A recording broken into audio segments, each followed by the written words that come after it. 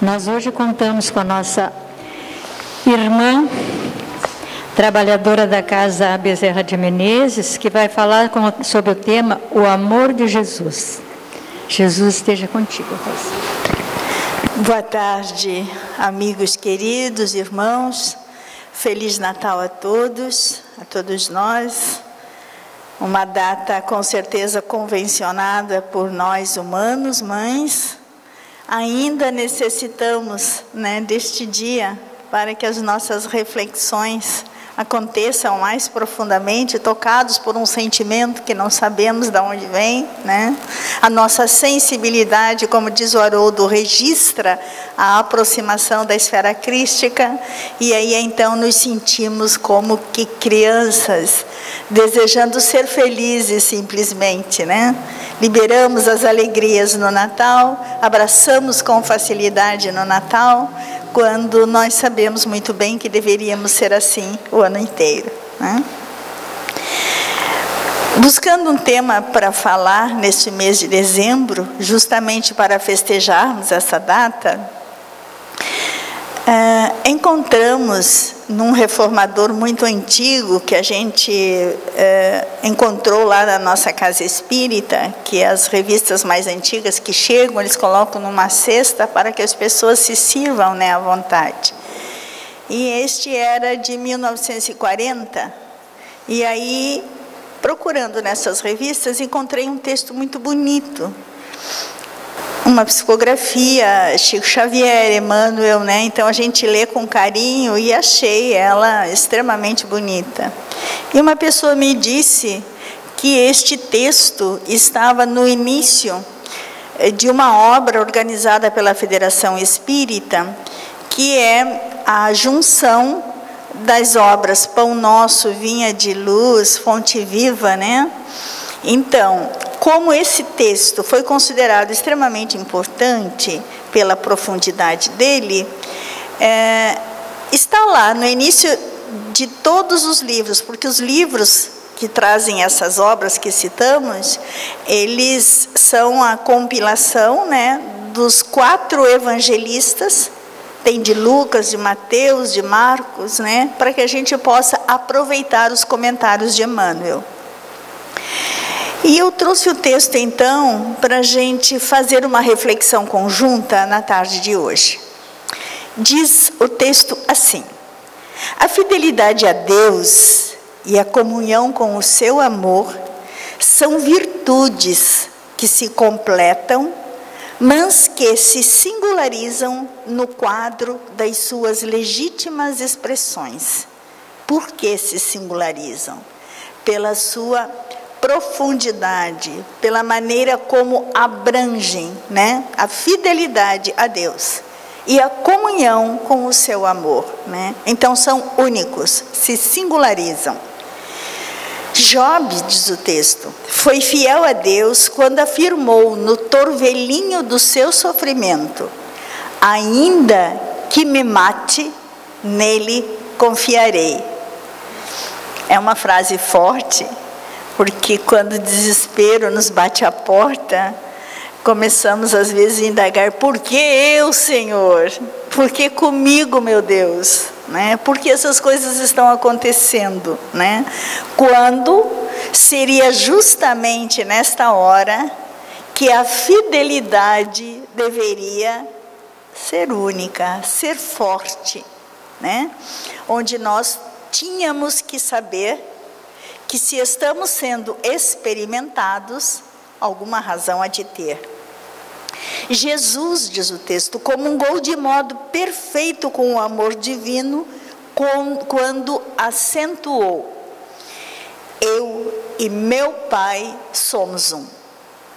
Quer dizer, já havia acontecido o processo de desenvolvimento espiritual. Agora, eu e meu Pai somos um, disse Jesus.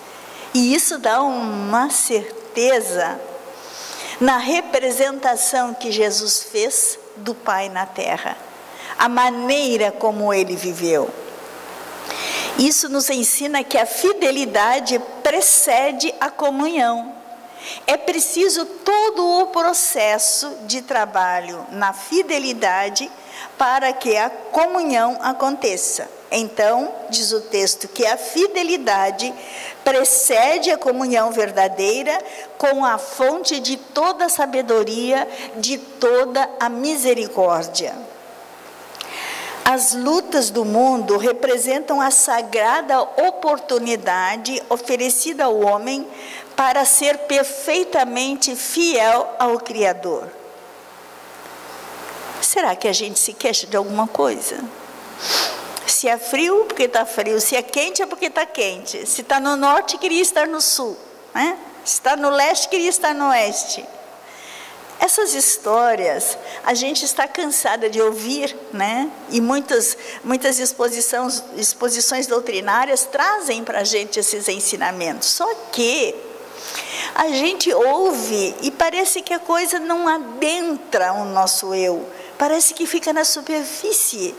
Porque nós continuamos, e falo particularmente, que a gente continua desenvolvendo as situações que nos acontecem, as atividades difíceis da vida, né, com reclamações. A gente acaba sempre achando que está mais fácil para o outro do que para nós. Que talvez, se fosse mais igual para todo mundo, né, seria... Agora, então, quando se fala em desigualdade social, meu Deus, quanta miséria, quanto sofrimento. Quem está vendo agora o desastre da Indonésia, como se não houvesse por detrás uma programação espiritual. O Pai cuida de todos, com igualdade, a cada um segundo as suas obras, disse Jesus, né? Aos que se mostram leais ao pouco, é concedido o muito nas grandes tarefas. Olha que parágrafo lindo desse texto, né? Se nós que recebemos situações um pouquinho difíceis, mas que a lealdade neste pouco for intensa, já começa a espiritualidade trabalhar para nos passar o muito, né? Lembra do filme O Nosso Lar, lá do livro também, né? Onde não me lembro o nome dele, chega e fala assim: não, lá na terra já temos um irmão se preparando para fazer este trabalho, que era o Chico Xavier, né? Para receber as informações que André Luiz queria trazer. Quer dizer, tem um irmão que já está na condição, né, em que a gente pode confiar que ele irá desenvolver este trabalho. Poderia haver muitos outros, mas naquele momento, quem estava com a confiança daquele pessoal do lado de lá era o Chico Xavier, né? Então a gente sabe que todo o momento estão eles precisando de criaturas em quem possam confiar. E que há dificuldade, sim, de encontrar esses elementos encarnados aqui que sejam fiéis ao que se comprometeram do lado de lá, né? A gente é fiel dentro do nosso ponto de vista. Mas quantas coisas deixamos de fazer que combinamos do lado de lá e que agora a gente não tem tanta coragem assim, né? A gente dá um passo para trás. Diz o texto: o Pai reparte talentos preciosos da sua dedicação com as criaturas. Ele nos criou a sua imagem e semelhança. Olhe só, com as potências em germe. Estamos aqui para descobrir essas potências e desenvolvê-las. Então, Ele está distribuindo entre nós essas possibilidades e deseja intensamente que a gente avance, que a gente conquiste essa condição melhor, né? De compreender melhor as coisas, de aceitar aquilo que não pode ser mudado, de arregaçar as mangas e fazer um esforço além da conta, andar 1 milha a mais do que comumente se anda, né? Como ensinou Jesus. Fidelidade, pois, diz o texto, é a compreensão do dever. Saber aquilo que nós não podemos deixar de executar. Esse é o nosso dever. Aconteça o que aconteça, não importa, como dizia no Rio Grande do Sul, chova canivete, se eu tiver que sair, eu vou sair. Quer dizer, cumprir o meu dever é fundamental. E comunhão é a aquisição de direitos sagrados. Comungar com Deus é adquirir direitos sagrados. Só adquire direitos sagrados aqueles que já têm a confiança absoluta do Senhor. Então, isso não exclui nenhum de nós. Todos podemos caminhar para esta condição. Quer dizer, ter esta fidelidade a ponto de ter o Senhor confiança absoluta em nós. E isso é uma coisa extraordinária. E o Mestre nos oferece esse ensinamento. Veja bem, esse texto está em 1940. Ele foi publicado no Reformador, outubro de 1940. Olha que coisa maravilhosa. Eu nem tinha nascido, eu nasci em 54, 14 anos depois, né? E isso já está correndo pelo mundo, nos dando esta garantia de que existe igualdade. Ninguém fica para trás, ninguém. Todo mundo tem oportunidades. Cumprir o dever. E ali diz que, no texto, as lutas do mundo representam a sagrada oportunidade oferecida ao homem para ser perfeitamente fiel ao Criador. Então, são as lutas do mundo, as dores, né, o trabalho que se nos oferece. Temos coragem de enfrentar as dificuldades de cabeça erguida, como Jó. Mesmo que me mate, serei fiel a Ele. É dizer, não importa. Às vezes nos preocupamos com picuinhas, deixando de fazer coisas importantes na nossa vida. Ah, mas é que está difícil, aconteceram coisas que você nem imagina. Isso é uma frase que eu uso, né? Você nem imagina, que os espíritos devem dizer, pobre, coitada, não sabe nada da vida ainda, né? Então a gente começa a perceber que nós ainda somos muito humanos, ainda muito criança ainda no lado espiritual, né? Com dificuldades ainda de compreender coisas simples. Então, diz o texto, não há direitos sem deveres. É preciso subir a escada primeiro, né? Da evolução espiritual. Não há comunhão sem fidelidade. Não adianta você achar que vai receber do Pai confiança absoluta, se você ainda... Eu lembro, sabe de quê nessa hora? Eu lembro do segundo filho que estava com o pai na parábola do filho pródigo. Até pouco tempo eu ainda achava que a tônica desta parábola era o filho pródigo. E depois, ao cair em mim, né, caindo em si, a gente descobre que a tônica é o segundo filho. O pai diz assim para ele, você está comigo o tempo todo. Quer dizer, por que eu preciso te dar um cabrito para você festejar com os teus amigos, se você está comigo o tempo todo? O que mais tu quer? O que mais te falta se você está na graça do Pai? O tempo todo com o Pai. Mas o pai conhecia o filho. E quando oferece aquela festa ao primeiro filho, está dando ao segundo a oportunidade de exercício para ser perfeitamente fiel ao Criador. Quer dizer, quando alguém que não tem nada a ver com todo o trabalho que estamos fazendo, recebe uma graça extraordinária do Pai, cabe a nós festejar de braços abertos junto com o Pai e não criar uma situação de conflito. Aí então o texto continua.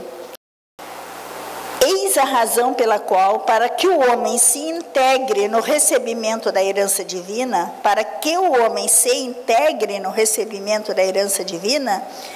ele não pode, de forma nenhuma, dispensar as certidões de trabalho próprio. Quer dizer, se não trabalharmos com afinco por nós mesmos, não adianta entrar na fila e achar que as coisas virão gratuitamente. Antes de tudo, é imprescindível que o discípulo saiba organizar os seus esforços, operando no caminho do aperfeiçoamento individual, né? A conquista de nós mesmos, para a aquisição desses bens eternos. Sem trabalho, sem herança, né? Então, é necessário que a gente desenvolva de acordo com a lei divina. Aí, a fidelidade. Existiram, né? E aí o texto acaba aqui, tá? E a gente sabe que existiram muitas pessoas, muitos espíritos que encarnaram iluminados, mas só Jesus trouxe a estampa do Pai, só o Cristo, né? Nenhum outro aqui na Terra. O Mestre, ele veio nos trazer a imensa oportunidade de compreender e edificar. De que forma? Vivendo o ensinamento, sendo na Terra aquilo que nós temos que almejar ser. Desenvolvendo tudo o que precisa ser desenvolvido, aceitando, sendo até o ponto de ser crucificado, ser martirizado e entregar-se por amor, serenamente, perdoando os seus algozes, porque sabia que o maior inimigo é a ignorância. E nós sabemos disso, mas é tão difícil quando a questão é conosco, né? A gente não consegue confiar, né? Porque a gente pensa assim, puxa, mas tudo o que eu fiz, né? Esquecendo-se de que temos um modelo muito claro, né? Para seguir. A sua exemplificação, a exemplificação de Jesus, ela foi, em todas as circunstâncias, a do Filho de Deus na posse dos direitos divinos, de todos os direitos divinos. Ele veio e viveu pobremente, não esqueça, nasceu na manjedoura, né? Talvez, como diz o Haroldo, porque não tenha encontrado lugar nos nossos corações, ele ficou abandonadinho na palha lá, né? A gente morre de pena, né? Imaginando que isso era problema para ele. Problema para ele era a dureza dos nossos corações, isso sim. Sabia ele o que ia enfrentar na terra, tá? Eis porque é importante que a gente conheça a fidelidade. A gente descubra a lei divina, e o Evangelho está aí para que a gente aprenda, né? Faça uma introspecção e alcance esse estágio especial. Só que nós fomos atrás de uma parábola que nos ensine mais ou menos sobre isso, e aí nos deparamos com a parábola dos trabalhadores da última hora, né?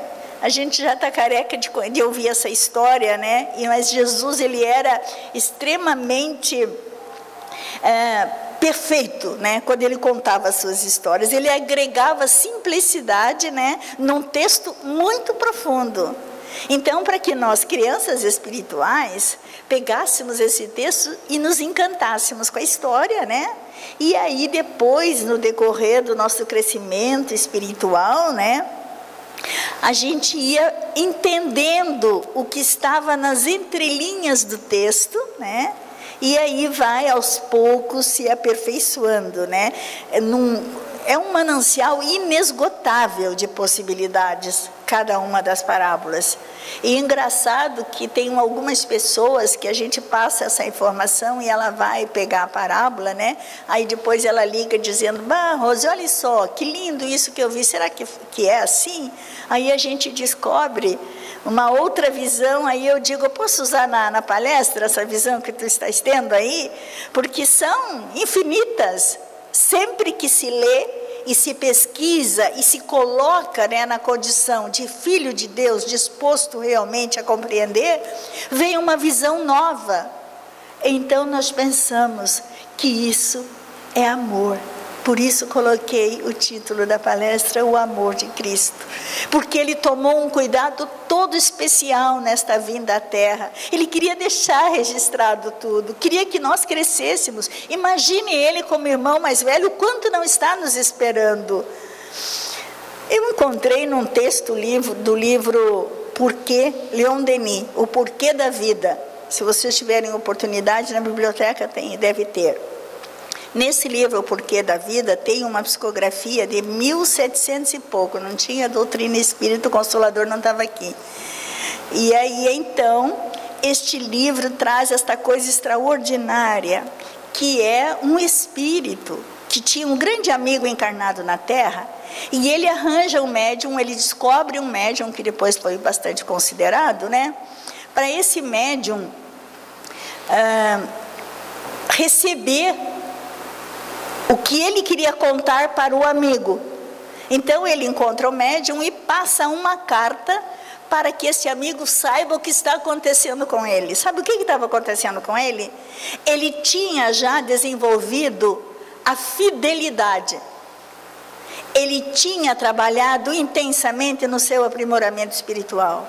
E aí ele se viu num grupo de outros irmãos que também estavam na mesma condição dele. E aí eles estavam se elevando na espiritualidade, num lugar que ele disse que não tinha como definir de tão lindo. Ele disse que tinha aromas e tinha cores indefiníveis, que tinha imagens que ele disse, meus olhos espirituais não se cansam de admirar. E existe entre nós uma atração que eu só posso chamar de amor, porque nos respeitamos extremamente entre o grupo.